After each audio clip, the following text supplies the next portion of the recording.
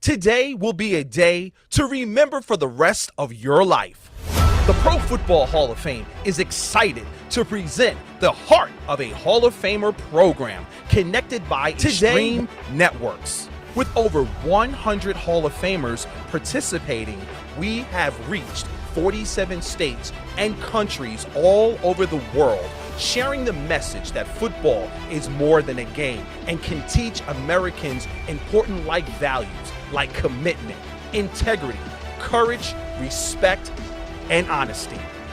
You have to make right decisions even when nobody's watching you. Well, respect is not just given out. It's not handed out like a brochure. It's earned. Today, you are presented with an opportunity to meet and learn from one of the greatest football players of all time. But more important than that, the chance to see that their Hall of Fame life wasn't given to them. They didn't roll out the bed great. They put the work in, on the field, in the weight room, in the classroom, in their communities. They made themselves a Hall of Famer on and off the field. Your feet can't take you where your mind's never been. Because you can make it, but it's just gonna take a little hard work and some effort and the drive and determination. And today, you will learn you can do the same thing they did. You don't have to have a gold jacket or a bronze bust to make a difference in the lives of others. It's your decision whether you want to be a successful student, son, daughter, brother, or sister. If attitudes are contagious, is your attitude worth catching? It's integrity as well, because when you decide to pursue something and you don't quit, that says a lot about you. Commitment to excellence. We can all aspire to be the best. Welcome to a once-in-a-lifetime program, the heart of a Hall of Famer program, connected by Extreme Networks.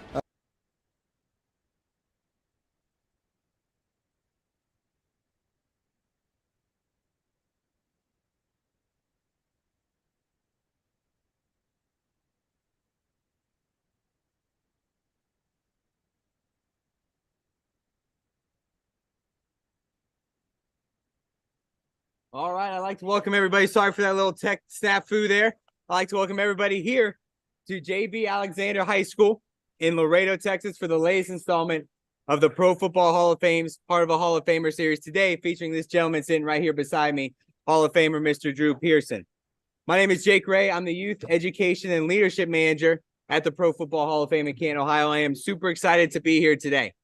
Our mission at the Pro Football Hall of Fame is to honor the greatest of the game, to preserve its history, to promote its values, and to celebrate excellence together. And those values we promote are those of commitment, integrity, courage, respect, and honesty, all of which made this gentleman right here a member of the Pro Football Hall of Fame, but also made him a great person, a great family member, a great member of his community. And we're super excited to hear how those values impacted his life both on and off the field. Before we do get started, though, I have some thank yous I'd like to pass out. First and foremost, I'd like to thank our great partners at Extreme Networks for providing us at the Pro Football Hall of Fame, as well as all of the students here today and all the students tuned in on our live stream and on Zoom, the opportunity to hear from a Hall of Famer. Without their support, we would not be able to do this program. So to Extreme Networks, thank you so much. To the educators, teachers, principals, anybody who allowed us to be a small part of their students' learning process this year with this program, we cannot thank you enough. And a special shout out to Coach Garcia and all the staff here at JB Alexander for allowing us to walk in their front doors and do the program here at their school. And then lastly, I have to thank our students. Guys, without you here today, this program doesn't take place. I always joke, I got a lot of questions I can ask, but nobody wants to hear from me. The opportunity is for you students to ask questions both here at in Laredo, as well as all the schools we have connected in online.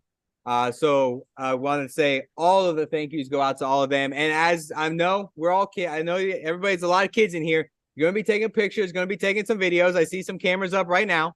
Mm-hmm. He took that down real fast. If you're sharing stuff, make sure you tag at Pro Football HOF and tag at Extreme Networks. And one your posters might be reshared by our great social team. So let's do one big round of applause. Let's welcome Hall of Famer. Your Pearson. Good hot! Good hot! Good hot! Good hot! Go Bulldogs. Yeah. All right. Well, Drew, I first want to say thank you for being here. I know you got a busy schedule. We appreciate you giving time out of your schedule to be here today. So first question I'd like to start out with is, we talk about those values: commitment, integrity, courage, respect, and honesty. Of those 5, is there one that sticks out to you that maybe helped you more in your career, or you think is more important to help you not only become a Hall of Fame football player, but a great individual as well? Yeah, I think they're all important, but I think you have to start with integrity.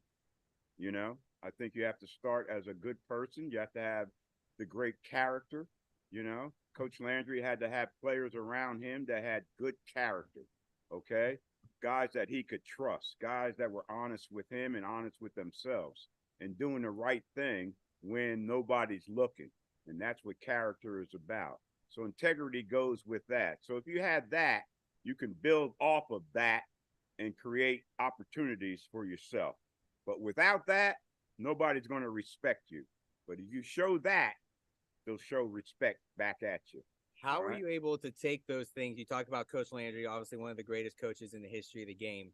How did he communicate those things to you? Was it I guess my question would be, what kind of coach was he? Was he a coach that really took those values to heart and tried to influence those in his players? Or was it I'm going to show you how to do it and then let the players kind of do it and figure it out on their own? He's a coach that talked the talk and walked the walk. All right. Whatever he implemented us or he tried to get us to do, he was doing himself. No one worked harder than Tom Landry. And because of that, he gained tremendous respect from his players. And now he's taking that work ethic and instilling it in us. And I tell you, I won a lot of football games with the Dallas Cowboys under Tom Landry. And a lot of it is because we outworked our opponent. We were out preparing our opponent. We came ready to play each and every week. Every time we step into the game, we were very seldom surprised what our opponent was going to do. You can't catch a Hail Mary without knowing what that defense is going to do in that key situation. And we were able to overcome those kind of situations because we had the work ethic, we put the time in, we did the right things the right way. And now when you get in that situation, you're able to perform and overcome the adversity and take that challenge and use it as a stepping stone to step on to bigger and better things. That's what it's about. So you learn all these things from Coach Landry. You learn them from being a player in the game. How do you apply those values off the field, in your personal life, in your work life? Where are some of those examples where you took a value from the game and then applied it to your everyday life outside? Yeah, that's the great thing about sports, in particular football. A lot of things you do in the football atmosphere, in the football locker room, on the field, a lot of those things can be translated into life situations. It's a struggle out there. You got to work hard. You got to put the effort in. You got to work together as a team and all this kind of stuff. Well, you take that and you do it in your family life. You do it in your religious life. Every part of your life, what you learn in football, you can use it and apply it to every aspect of your daily life. And the football teaches you that. No other sport, they're all sports are good, but no other sports, because of the physical part of that, the commitment that you have to the game of football, that can translate what you learn in the game of football that you can use in your life after football or in your life period. And it's important to listen to these coaches, what they have to say. I remember things that my coach said back in high school that had lived with me all through. I'm running laps around the field trying to make the Dallas Cowboy football team, thinking about what my coach was saying back in the day, how he's trying to motivate me and not the rest of the guys. So listen to these high school coaches, because they set the foundation of discipline and responsibility for you, and the guidelines of that for you to follow. And then you take that and you take it into each aspect of your life, wherever the next step as you grow and become, better men and better football players for the Bulldogs, right? Hut, hut.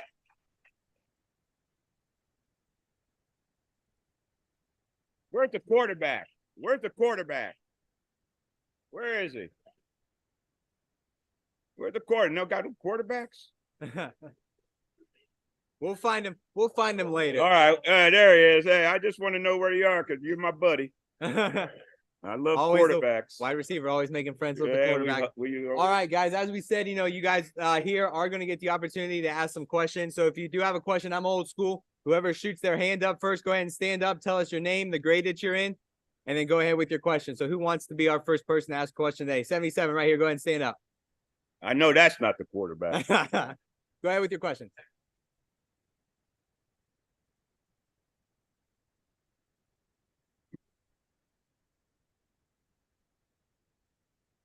So being an undrafted free agent coming out of college, what was your mindset going in with the Cowboys? Yeah, first of all, I was disappointed I didn't get drafted, okay? That's back when they had 17 rounds of the draft, 452 players, and still didn't get drafted. Now, I'm almost over that, okay? You can't dwell on the negative. But my mindset was I had to prove them wrong. I wanted to prove that I belong there. Not getting drafted did not stop me from reaching my goal, as long as I had the opportunity. And when I signed as a free agent, I had a chance to sign as a free agent with the Green Bay Packers, the Pittsburgh Steelers, or the Dallas Cowboys. What would you do? Huh? I ain't going to Green Bay. Too cold up there, right? Hey, Pittsburgh, what about?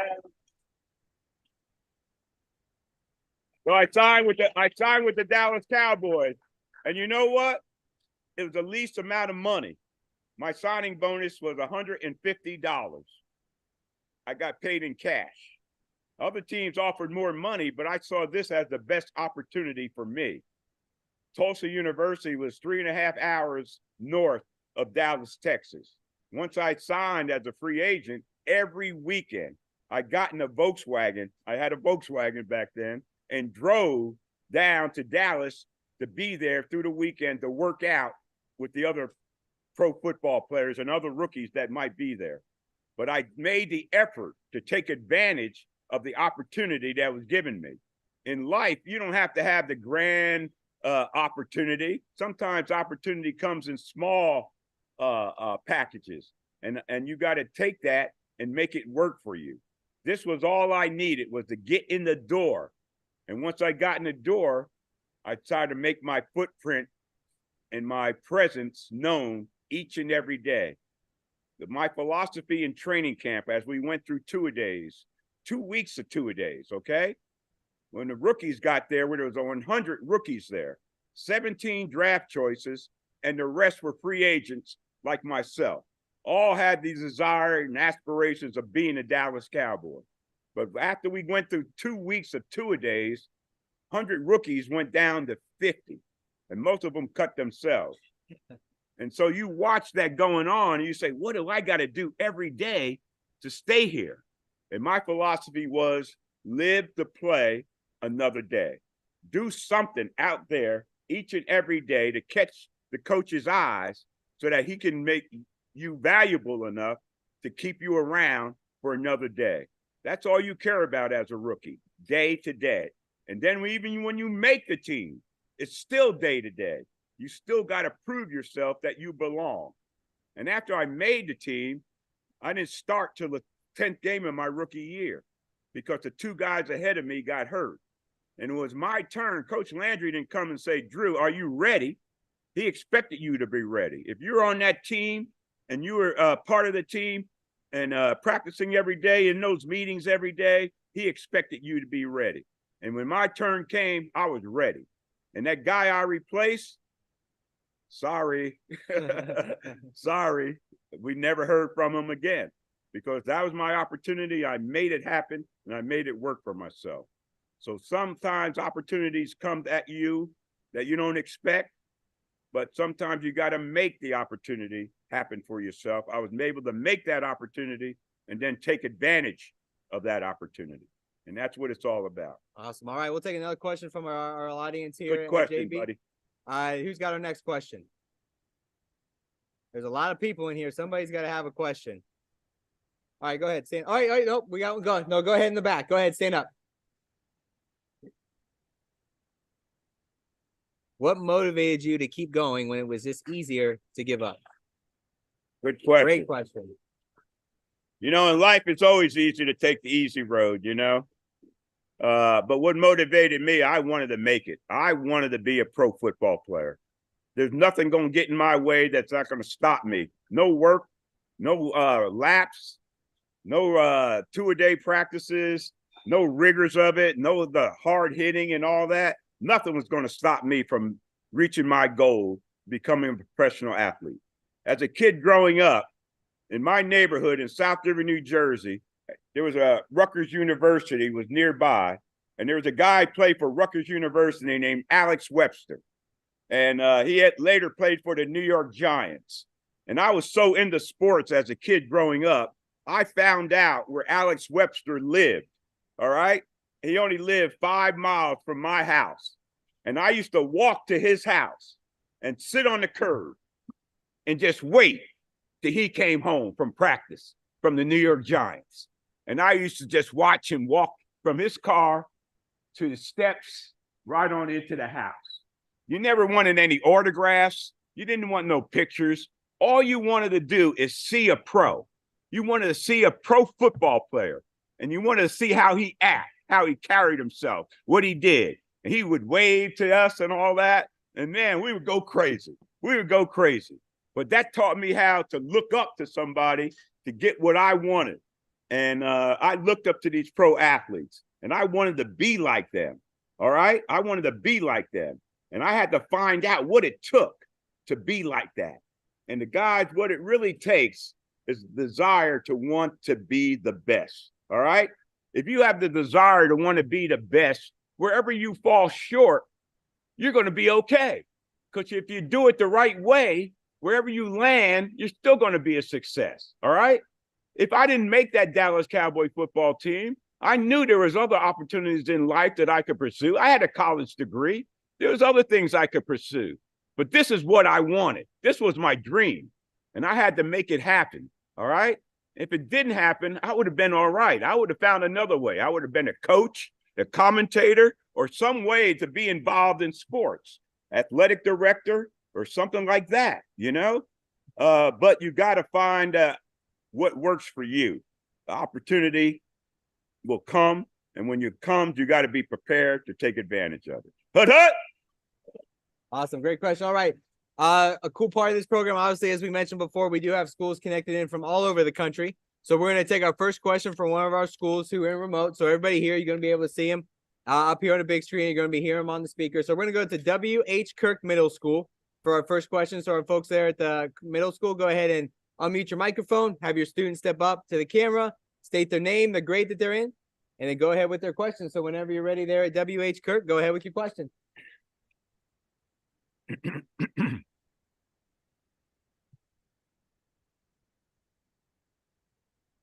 We got somebody there?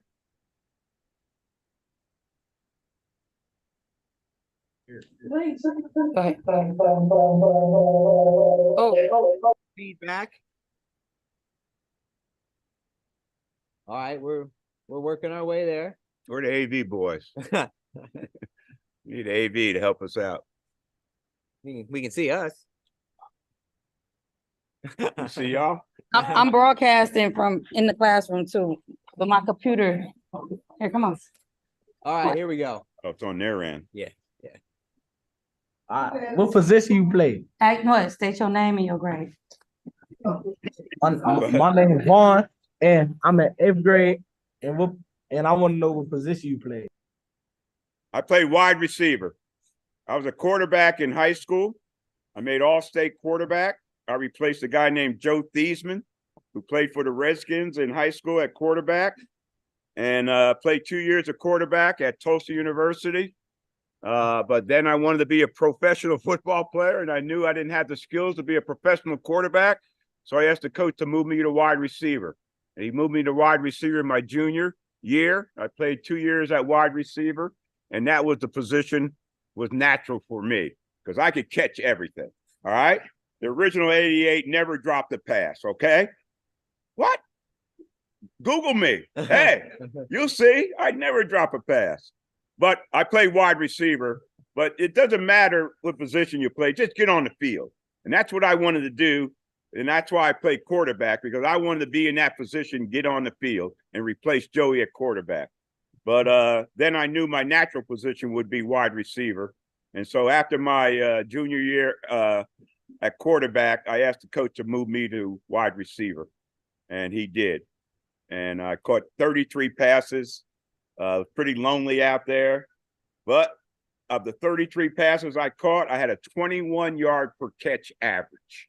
Wow. Wow. And that's what caught the coaches and the scouts and the professional people's eyes, that average per catch. You know what I average in the NFL per catch? 489 catches. I average 16 yards a catch. A first down every time I touch the football. Hut, hut! Hut, hut!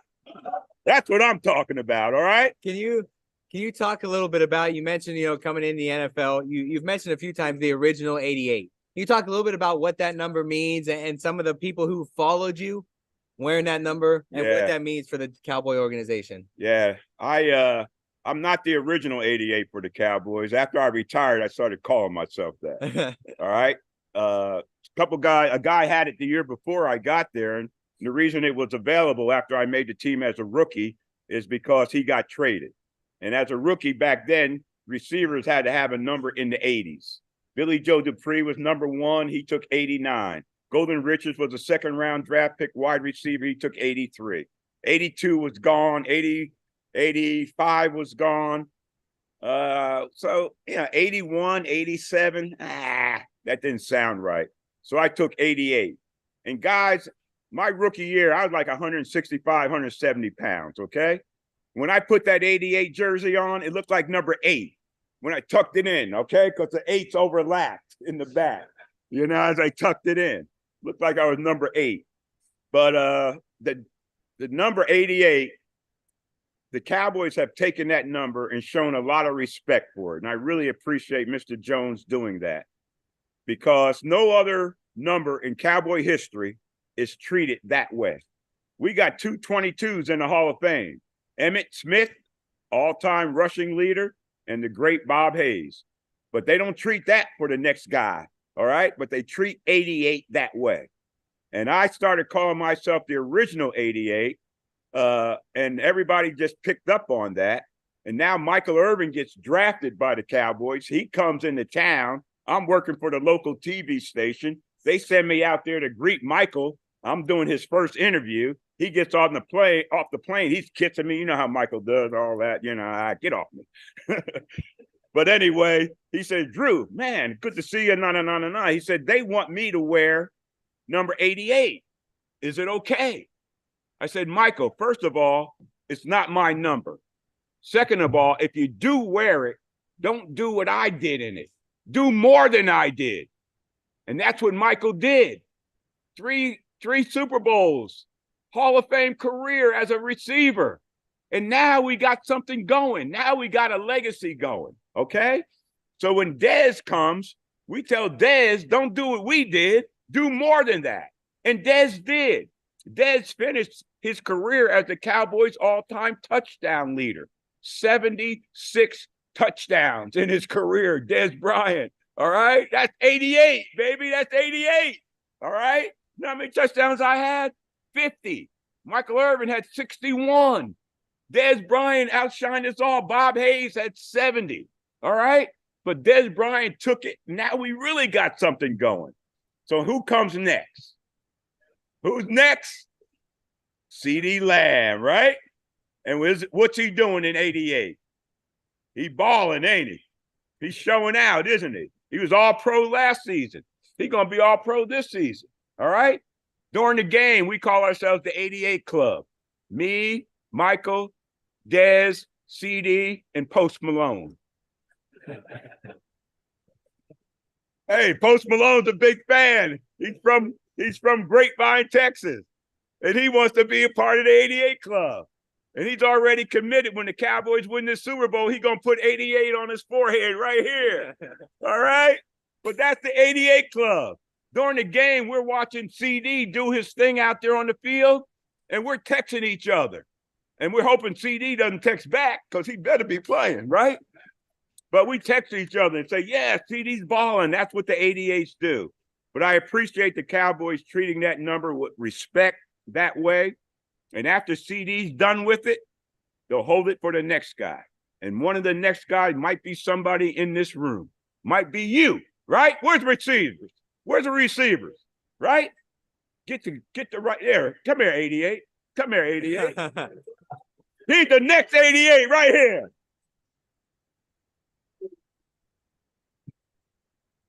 This the next 88. All right.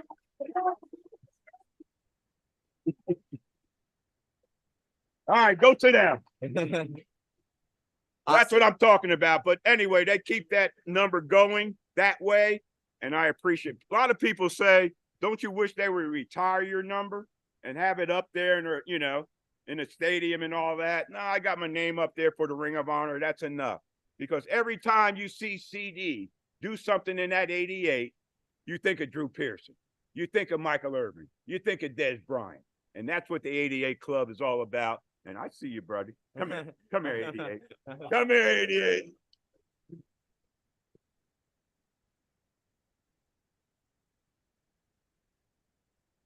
Come on, get our picture. That's all right. Here, put this Super Bowl ring on, 88.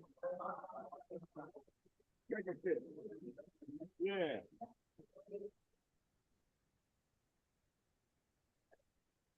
What you think of the club?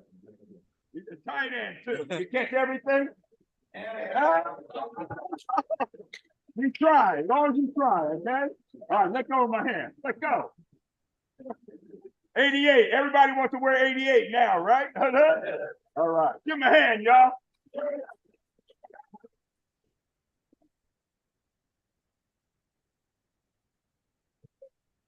He's a big fella, too, man. So, you talk all that, and, it reminds me of, like, the word legacy comes to mind. And, how we obviously know the Dallas Cowboys as one of the most historical teams in the NFL. And we take pride in that at the Hall of Fame, because at the Hall of Fame, it's our job to preserve that legacy. Amber. I think Coach Landry, that's Got it. Yeah. So at the Hall of Fame, it's our job to preserve that legacy. Right. So we thought, what better way to showcase that than to go live to the Pro Football Hall of Fame, into our museum, to showcase to you, to all of the students, what we do at the Pro Football Hall of Fame. So right now we got the director of Youth Education and Leadership, Jerry Shockey, who's out in the museum in a very familiar place that you guys all might have seen on TV before. So whenever you're ready there, Jerry, go ahead and take it away. All right. Thank you, Jake and Drew. Good to see you, my friend. Awesome to have you. Yes, and thank you for your continued support of not only the Hall of Fame, but specifically, you do a lot with our youth and educational program. So we always appreciate that. Students, just sit back and learn and glean and the wisdom and the knowledge and the experience that you're hearing from Mr. Pearson. And so I'm here. I want to just set the stage a little bit for, the gentleman that you have the opportunity to learn from here today. So think about this for a second. All right. Since the game of football started many, many years ago, 100 plus years ago, there have been roughly 300 million that have played it at all levels, from little leagues all the way up to the NFL. We take that and narrow that down now to collegiate level. There have been about 5 million that have played at the college level. Take that to the next step, and there have been close to 30,000 that have been paid to play, coach, officiate, or administrate the game of football. Think about this. Out of that, there are only 371 members of the Pro Football Hall of Fame. And the gentleman that you get to learn from here today is one of those 371. And so I am joined by his bronze bust at 371 of these all around this gallery. And so as we come into the Hall of Fame, and Jake touched on it, and Drew, you touched on it when you're talking about the 88 legacy. Can you talk with these young people? Because I know your legacy is not just about this bronze bust here, but it's the impact that you can have and the platform that you've been given to go and do good and do opportunities like today and all the other things that you're involved with. Can you talk with these young people about not only the 88 legacy, obviously, as you already talk about, but even just beyond that, what kind of legacy you want to leave on this earth through the game of football and just through who Drew Pearson is? Well, the legacy I want to leave is that when people look at me, they say, hey, if he can do it, I can do it too. But don't judge me by being a Hall of Famer. Judge me by the depth from which I come, from where I've come to get to this level. It just doesn't happen. You know, you got to work. You got to deal with a lot of adversity. You got to deal with a lot of challenges. And like I said earlier, I use all that adversity and challenges to step on to bigger and better things. I never let adversity slow me down. And all I can say is, you know, don't judge me by being a Hall of Famer. Judge me by the depths from which I've come. And those depths are really deep, okay? Growing up as a kid, I always wanted to be a pro football player or a pro athlete, period. Something, football, baseball, or basketball. But I had people that I looked up to. And I wanted to be, if I ever got that opportunity to be a pro, I wanted to do it in a way that people look up to me and then follow my journey and see how I got there. But when people see you and see your bust there, you see that I had hair back in the day. That's the biggest afro in the Hall of Fame. Hood. Anybody ask you, you tell them it's 14 inches, okay? I'm serious. Of course, I had the biggest afro when I played in the NFL. But anyway, you got to have, you got to understand where you are, take advantage of the opportunities that you have, because every step that you take in life leads you to something, all right? Every step I took eventually led me to the Pro Football Hall of Fame. That wasn't my dream. Man, come on, that's crazy to dream about being a Pro Football Hall of Famer. I just wanted to be a pro football player, you know? That's all I wanted. But then you get in there, now you want to make the best of that opportunity. And you know why I was able to make the best of it? Because I was surrounded by some great people. I have played with a Hall of Fame quarterback, a Hall of Fame coach, Hall of Fame offensive tackle, other guys. I had great teammates. And then guys, you know what? If you want to be a success, you have to surround yourself with success. All right? Whatever you do, you have to surround your success and learn from that success. And I was around success and I learned from it. And that learning got me to the Pro Football Hall of Fame. But don't judge me by that. Judge me from where I've come to get there. Everybody has a story. Everybody has to write a book. You have to have chapters in that book. You don't go from the beginning to the ending. You go from the beginning and then you fight all through different chapters to the ending. And that's what it's all about. And your life is the chapters in that book as you progress through life. And my book is like an encyclopedia. It's huge, okay? A lot of things I was able to do and overcome. And now being a pro football, I'm in 9 different Hall of Fames, all right? From the Pop Warner Football Hall of Fame to the NFL Pro Football Hall of Fame, okay?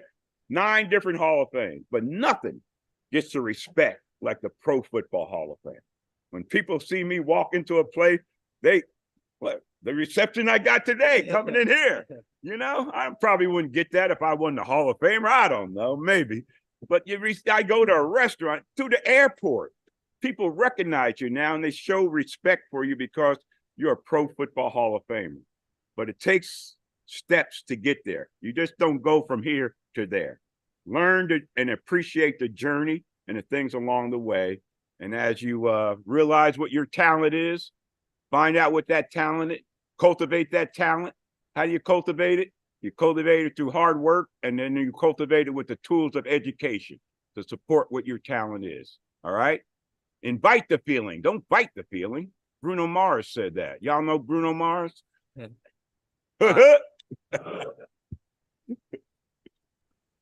Well, Drew, thank you. I appreciate it so much. And, you know, Jake repeats this all the time, and we repeat it as well. The guys that are in this gallery, they didn't fall out of bed great.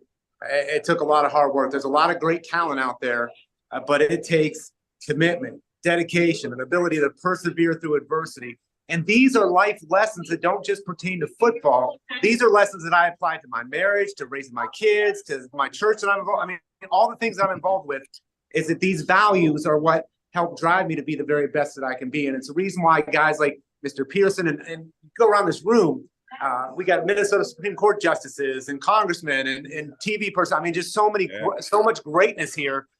beyond just the game, because of the core of who they are the character qualities that you guys are learning all about here today. So, Mr. Pearson, thank you very much. And Jake, I'll send it back to you. Sir. Awesome. Thanks, Jerry. Pretty cool, obviously, to see the Bronx bus there. I'm glad we got to showcase that to all of our students here live, to see it on the screen there, as well as all of our students who are connected in as well. So with that, we are going to go out to another one of our schools. We're actually going right back to Canton, Ohio. All right. To Choices High School for our next question. So our folks there at Choices, go ahead, unmute your microphone, have your students step up to the camera, state their name, the grade that they're in, and then go ahead with their question.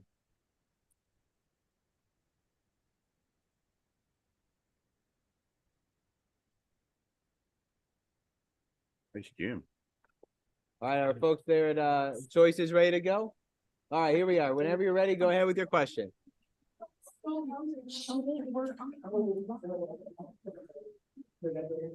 You hear me? Yep, we got you. All right. My question is, what character qualities do you believe it takes to be successful in all areas of life? What character qualities do you believe it takes to be successful in all areas of life? So we mentioned those 5 at the beginning: commitment, integrity, courage, respect, and honesty. Are there other ones that come to mind, or is it those 5 that kind of really, kind of come to the forefront when you think about those values? I think it's those 5, and but you got to have a lot of discipline. You got to have the discipline to stay the course, no matter where it leads or how rough it might be or what the path might show. You got to stay the course, and that's discipline. If you have discipline within your life, you can do anything, because you can accept criticism, you can accept the challenges, the adversity, and use them to do bigger and better things. And I don't know, it's hard to explain. You just got to show it. And hopefully, when you look at my career, when you Google me, I show what it takes to get to this level.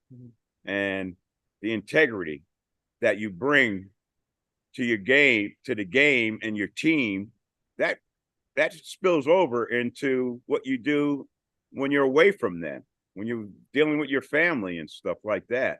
So I don't know, football teaches you so much, so many valuable lessons that that pertain to life, that you can use in your everyday life. And you just got to recognize what those values are. And these coaches know, they preach that all the time to your kids. I know my high school coaches, they preach that all the time to us, the values of life and what discipline and integrity and character is all about. When Coach Landry was looking for players, he was looking for 4 things. Number 1, he looked for was character. All right. The second thing he looked for was intelligence. You had to be smart to play for Tom Landry. Okay. The third thing he looked for was passion. He wanted people that loved the game, that would love the practice, love the meetings, love all the preparation, and then love going out there and applying that out there on the football field. That's passion. And the 4th thing he was looking for was talent. You had to have some talent, okay, to play the game. But if you had the other 3 and the talent, some talent, he could coach you up to be a Hall of Famer. I had the other 3 and talent to catch the football. All right. The intelligence to know what to do to get open and all that, the character to want to can make that team and be part of all that. But when you put all that together, those 4 things together, then you got a pretty good football player and a pretty good person as well. And that's the most important thing. All right. We're going to go to our next school now, back to Ohio. Ohio today. Y'all know where Ohio is? That ain't in Texas, is it? No, I can tell you that. It's a long way away. We're going to go to our next school now. We're going to go to North Ridgeville Academic Center for our next question. So folks there at North Ridgeville, go ahead and step up to the camera. Unmute your microphone. And then students, whenever you're ready with your question, go ahead. So whenever you're unmuted and ready to go ahead with your question. Hi, my name is Mason Johnson. I'm a 5th grader from North Ridgeville. I was wondering, what's the best cornerback you ever played against? Ooh. Best who? Best quarterback. I mean, there's an obvious answer. Quarterback? Yeah. Cornerback. Cornerback. The best cornerback you ever played against. Oh, without a doubt. Mr. Mel Blount. All right? Mr. Mel Blount with the Pittsburgh Steelers. All right? He was 6'4", 205, and he ran a 4.40. Yeah. Tough. Couldn't get off the line of scrimmage on him on third down. He's going to cock to the inside. You know, you're the receiver. He's not going to let you inside. He's going to bump you all the way downfield. And I played from 73 to 79 in the NFL before they changed the rule. They got the rule now with the one bump rule where they hit you one time in the 5-yard area and that's it. You guys know that, right? Same rule. But back in the day when I played for 5-6 years, that receiver, that defensive back could pump you and hit you all the way downfield as long as the ball wasn't in the air. And you try to get inside of Mel Blount, forget about it. Coach Landry said, Drew, you can't get inside of him? I said, no, sir. Of course, he didn't hear me say that. I would never admit that. But no, he was tough. But Mel Blount, much respect. Pittsburgh Steelers. He played within the Steel Curtain defense and with Joe Green and Dwight White and L.C. Greenwood and Jack Ham and Andy Russell. All those guys I just mentioned are Hall of Famers in that defense, and so was Mel Blount. So Mel Blount was the best I played against by far. But also, in practice every day, I went against a Hall of Famer named Mel Renfro. And he got me ready to handle and go against Mel Blount and the Pittsburgh Steelers. Let me hear it, boo. Boo. Thank you. All right, we'll have you. Let me sit back down there. You talk about, and I think that's the one. I'm getting fired up now. I might have to take this jacket off. I think that's the one cool thing about the Pro Football Hall of Fame, because you know, if anyone it's a team you don't get cut from. You don't get traded from. You're always a member of the Pro Football Hall of Fame. So during our annual enshrinement week that takes place in Canton, Ohio, there's a luncheon that happens where there's only Hall of Famers, no staff, no photos, no cameras, nothing. It's just Hall of Famers. And I think the cool aspect of that is you obviously battled against a guy like Mel Blount throughout your career. And now you're sitting at the same table as him. We know there's a huge level of respect when you're playing the game, but can you talk about that level of respect that you have with these Hall of Famers and other players after the game is over and you're sitting at a table with another guy telling stories just like that? What's that level of respect like? And what are those moments, you know, for you feel like? Yeah, it's pretty cool. I mean, you're sitting in there. I've done it twice now. You know, I've been to 2 enshrinements after being inducted in 2021. And that, when you're in that room with those Hall of Famers, you just look around the room, you see all these guys, and you say to yourself, I can't believe I'm here with you guys, you know, because a lot of these guys I watch, you know, they're my heroes. Jim Brown. Oh my God, God rest his soul. But man, to meet him I got more memorabilia. You got my autograph. I got more Jim Brown's autographs stuff in my house than my own autograph, you know. But you round these guys and you see how they act, how they carry themselves, and you say, oh, that's why they're Hall of Famers, okay? They're class guys, all right? They're credible people. They're good people. And it's just amazing how when we get together like that, the camaraderie, because now, even though we competed against each other to become Hall of Famers, now we're all Hall of Famers on the same team. And we can have fun with each other and joke with each other. And then we took pictures of all the Hall of Famers from the different teams. And they called all the Pittsburgh Steelers up there to take a Hall of Fame team picture. And I'm looking at all those guys and I'm saying, I hit Tony Dorsett. I said, Tony, no wonder we couldn't beat those guys. Look at all those Hall of Famers over there. Their whole defense was is Hall of Famers. But when you're in that atmosphere around the guys, you feel the level of respect that comes with that. And man, that's the epitome of the pinnacle. Let me put it like that, of success. When you're in there looking at guys and you're one of them, you're one of those guys. Wow. Take my picture because I'm here with y'all. All right, we got one more school we want to get to here before we end the program today. So we're going to go out to Lancaster Elementary School for our next question. So our folks there at Lancaster, go ahead and have your students step up to the camera and the microphone, unmute yourself, And then students, go ahead with your question whenever you're ready. So whenever you're ready, Lancaster there, take it away. Hi, my name is Michaela, and my question is, how many games have you won in the football season? I believe the question was, how many games Did I play? Yep. I played in 156 regular season games and 22 playoff games. So, and I missed 3 games in my career, 3 games in 11 years. We came to play back in the day. We didn't sit out games. Billy Joe Dupree played 11 years, same as me, came in with me, started from day one, never missed a game. Randy White played 14 years at defensive tackle, never missed a game. You heard of Too Tall Jones? Big Ed, defensive end, played 15 years in the NFL, missed no games. We were conditioned for the physical part of the game. They don't do that now. You go to training camp, they're running around like this with their hats on backwards and shorts going through practice. We went full pads through the season, Wednesday, Thursday, and Friday. We're in full pads. We're hitting. We're popping. We're in condition for the physical part of the game.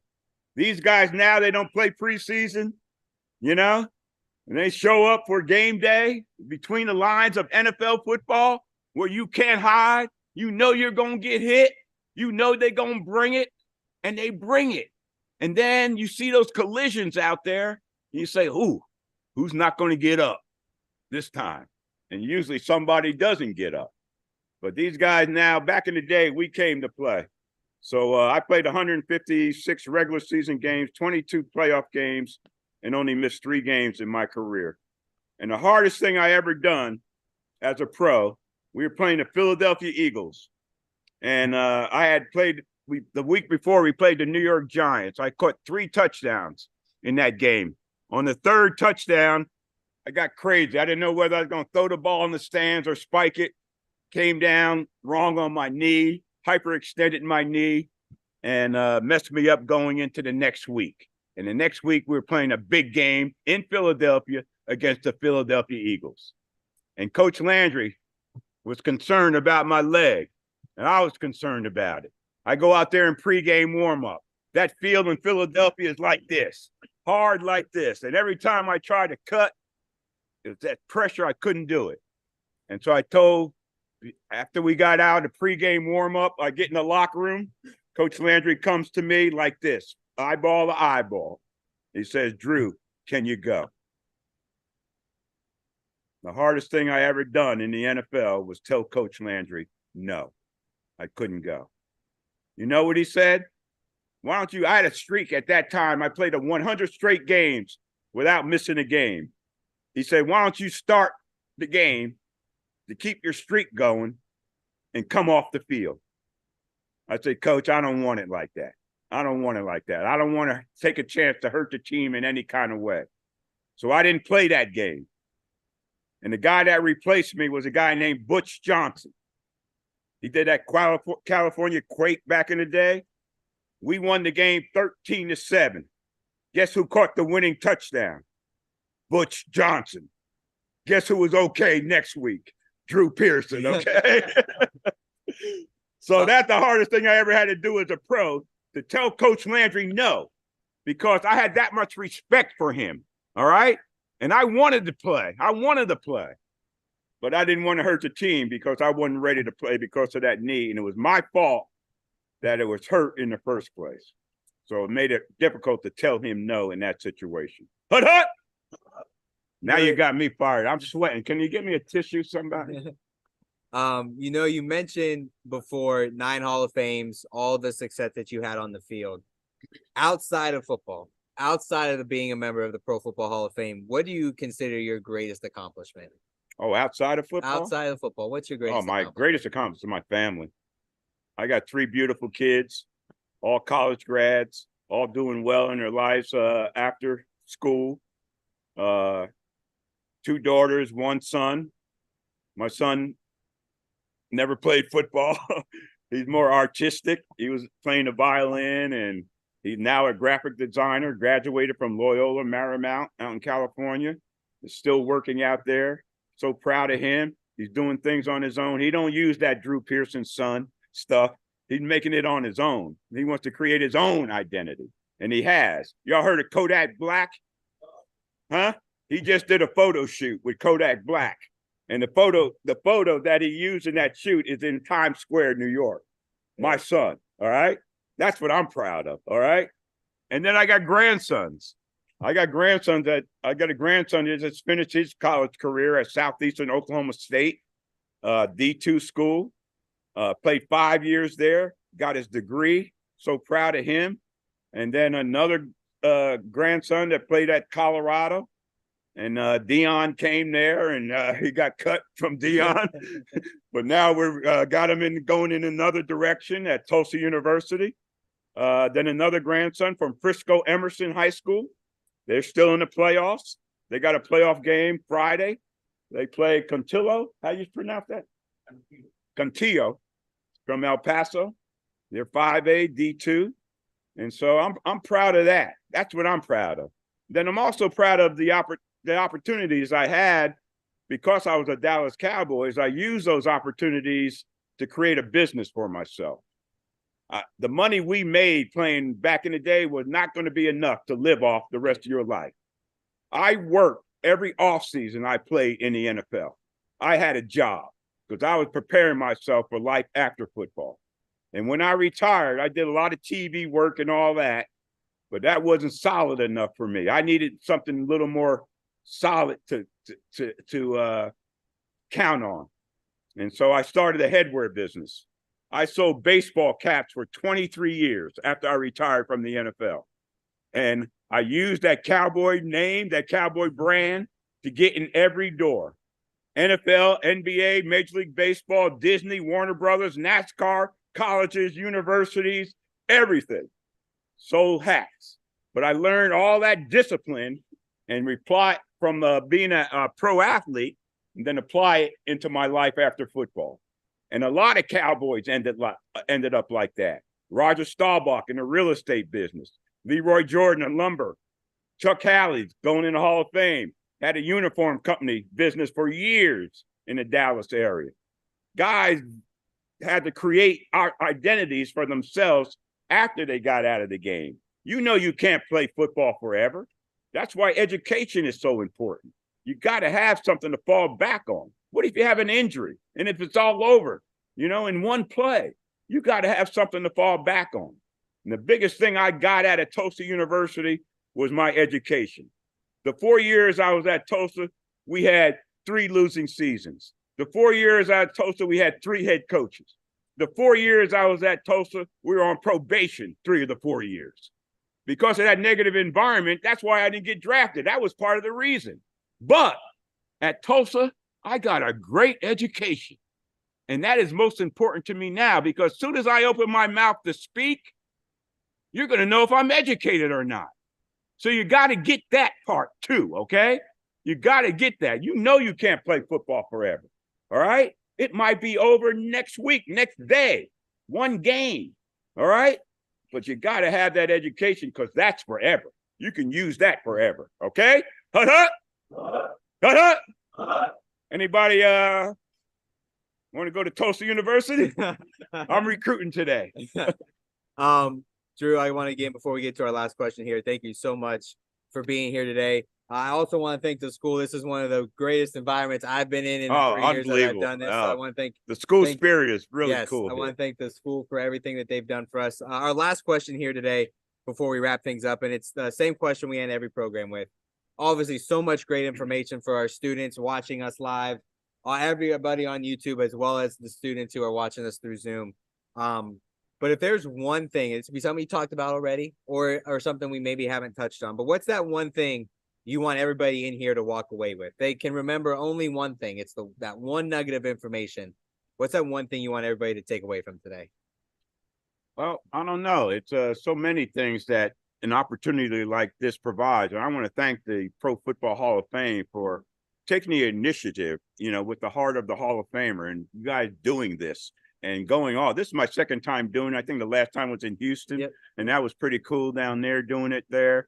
But for you guys to take the Hall of Fame to the people, that's what it's all about. Not just the people, to the students, because there's a future Hall of Famer here, maybe 2 or 3 or 4 in this audience.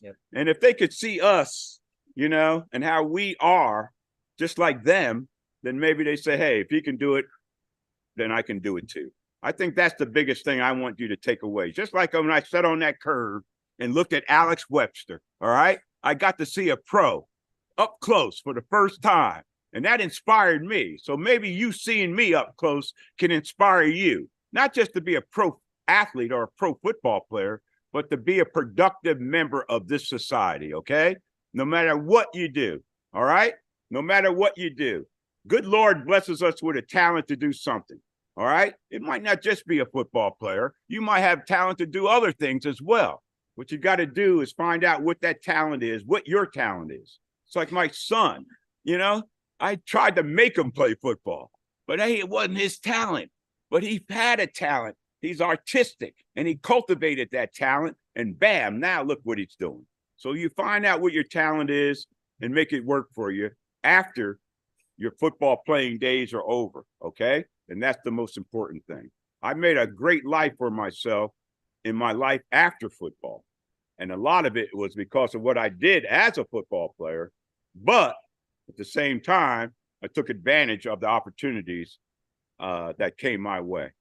Hut, hut! All right, with that, we're going to wrap up this installment of the Pro Football Hall of Fame's Heart of a Hall of Famer series, connected by Extreme Networks with class of 2021 member, Hall of Famer, Mr. Drew Pearson. Drew, again, thank you so much for being here today, taking part of this program, and truly, you know, the game of football wouldn't be like it is today without your influence. So truly, thank you for everything you've done for the game of football, everything you do for us at the Pro Football Hall of Fame, and everything you will continually do for us in Canton. I am so proud to be a Pro Football Hall of Famer, y'all. Hut, hut!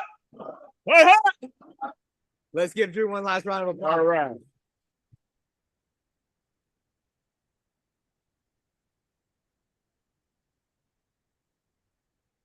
To everybody who tuned in today, all of our students, everybody here at the school, thank you so much. We hope you can tune in for another one. So we're signing off here. Thank you, everybody. Thanks for tuning in. Hut, hut!